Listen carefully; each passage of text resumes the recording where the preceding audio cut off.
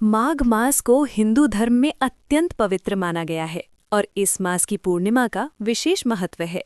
मान्यता है कि माघ पूर्णिमा के दिन गंगा स्नान, दान और व्रत करने से मनुष्य के समस्त पाप नष्ट हो जाते हैं और मोक्ष की प्राप्ति होती है।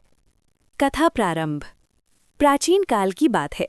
एक नगर में धर्मदत्त नाम का एक ब्राह्मण रहता था। वो बहुत विद्वान था, परंतु अत्यंत गरीब था।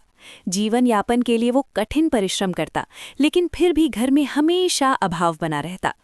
उसकी पत्नी सुलक्षणा बहुत ही पतिव्रता, धर्मपरायण और भगवान विष्णु की अनन्य भक्त थी।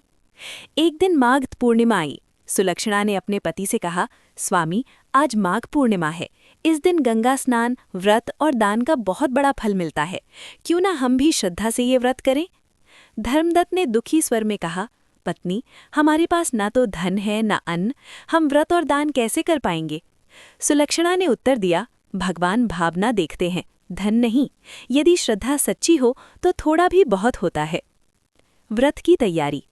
दोनों प्रातःकाल उठे, पास की नदी में स्नान किया। सुलक्षणा ने केवल जल से भगवान विष्णु का पूजन किया, तुलसी दल अर्पित किए और मन ही मन प्रार्थना की, हे नारायण, हम निर्धन हैं, पर हमारी भक्ति स्वीकार करें। उस दिन दोनों ने पूर्ण उपवास रखा। संध्या के समय उन्होंने केवल खिचड़ी बनाई, जिसमें थोड़ा सा अन्न और नमक था। उसी में से थोड़ा अन्न एक साधु को दान कर दिया। साधु ने प्रसन्न होकर कहा, माता, तुम्हारा ये छोटा सा दान बहुत महान है। माघ पूर्णिमा के दिन दिया गया अन्न अक्षय फल देता है। भगवान विष्णु तुम पर कृपा अवश्य करेंगे। इतना कहकर साधु अंतर्ध्यान हो गया। वास्तव में वे स्वयं भगवान विष्णु थे, जो भक्तों की परीक्षा लेने आए थे। भगवान की कृपा। उसी रात धर्मदत्त ने स्वप्न में भगवान विष्णु को देखा। भगवान ने कहा, धर्मदत्त, तुम और तुम्हारी पत्नी सच्चे भक्त हो। माघ पूर्णिमा के व्रत और दान से प्रसन्न होकर मैं तुम्हें वरदान देता हूँ, शीघ्र ही तुम्हारे सारे कष्ट दूर होंगे। अगले ही दिन चमत्कार हुआ।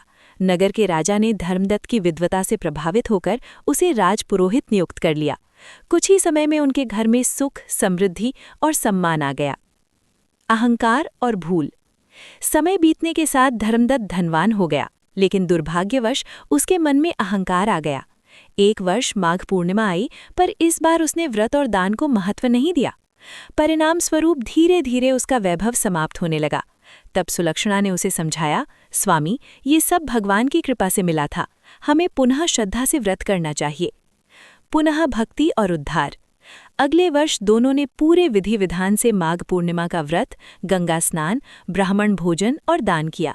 भगवान विष्णु पुनः प्रसन्न हुए और उनका खोया हुआ वैभव लौट आया।